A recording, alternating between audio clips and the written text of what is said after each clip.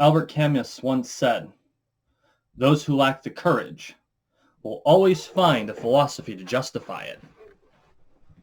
Welcome to McBain Moments. All right, as always, if you're new to the channel, welcome to the Manor. Make sure you take a moment and subscribe down below. We are on the road to 13 million subscribers, one subscription at a time, so make sure you subscribe. Also, if you like my work, please consider becoming a patron. Go to patreon.com/JulianMcBain. Link will be in the description. Those who lack the courage will always find a philosophy to justify it. So, courage. Courage is the ability to dare. Do you dare try something new? Do you dare reach for that dream you've always been aiming for? Do you dare ask for the opportunity from your employer or from a potential employer? If you don't have the courage to do things that make you uncomfortable, you're going to find an alibi to justify why you didn't. Well, it would be rude.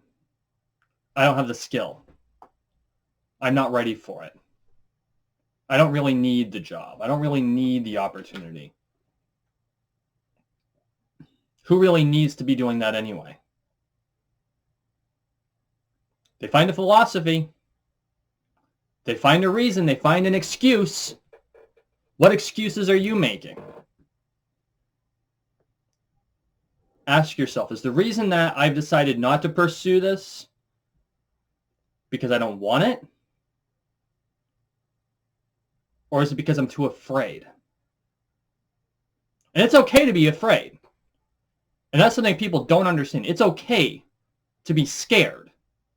You can be afraid of success. You can be afraid of the opportunity. You can be afraid that you don't have the skills for it. You can be afraid that you don't have the ability to keep up. Fear is okay. Surrendering to fear is not. When I became a cord for the Black Tigers, because in the Black Tiger system, you become a cord, you're a student, you study for at least a year, you learn the art, and then you take a test. When I became a cord, and throughout the process of my learning, I had to overcome the fear I had of going to places I wasn't familiar with, because I had to travel to my scarf's home to train.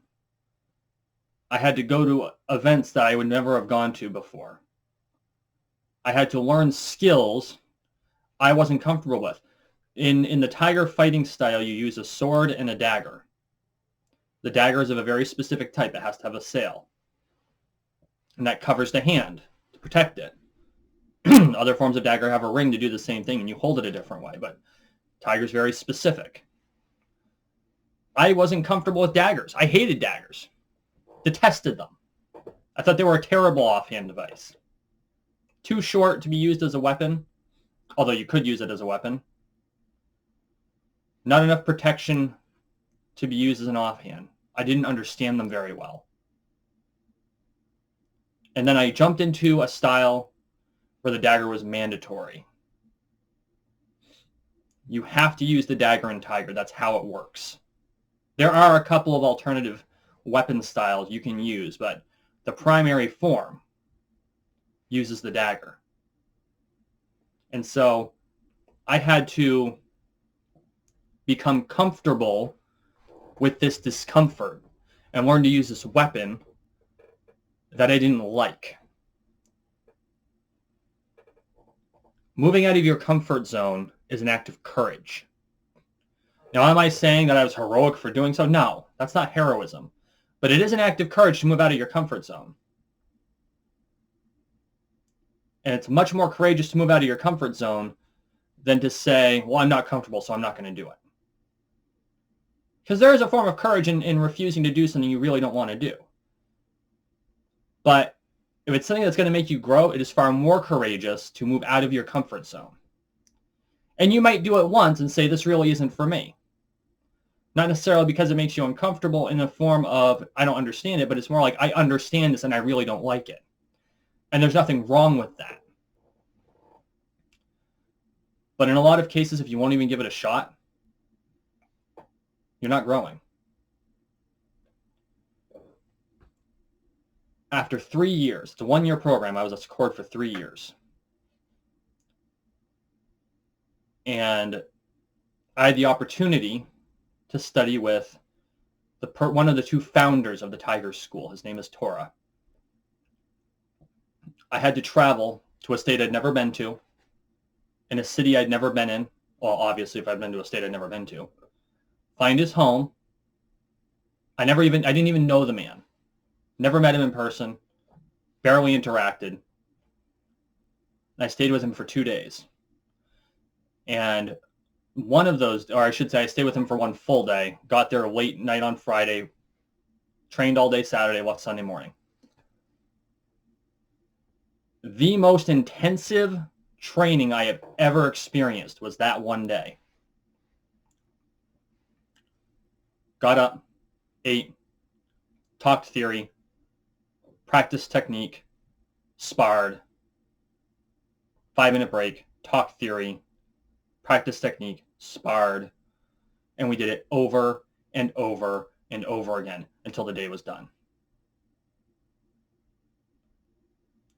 That brought me out of my comfort zone, but it also prepared me, because the next time I saw him, I was testing. 10 minutes, nonstop fighting. You're not allowed to quit. That's the meaning of the Tiger test. And if you think that puts you out of your comfort zone, you're damn right it puts you out of your comfort zone. You want to die halfway through. Like, no exaggeration. You're just like, stab me, run me through, we're done. By 7 minutes, you've got nothing left. Somewhere around 8 or 9 minutes, you find something that you didn't have before. That's the meaning of pushing beyond your comfort zone. And it's true anywhere in life. Is as true as it is in a fighting style. You just have to figure out what it means in that particular aspect. And then you have to reach out and have the courage to grasp it. And stop making the excuses.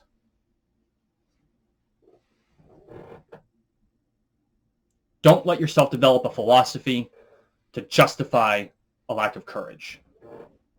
Reach out and grab what you want out of life. And you know what? Don't let anyone convince you it's not okay. The only time it's not okay is if you do so to the detriment of someone else. If you are deliberately harming someone else to do it, then it's a problem. Otherwise, screw them. This has been a McBain moment.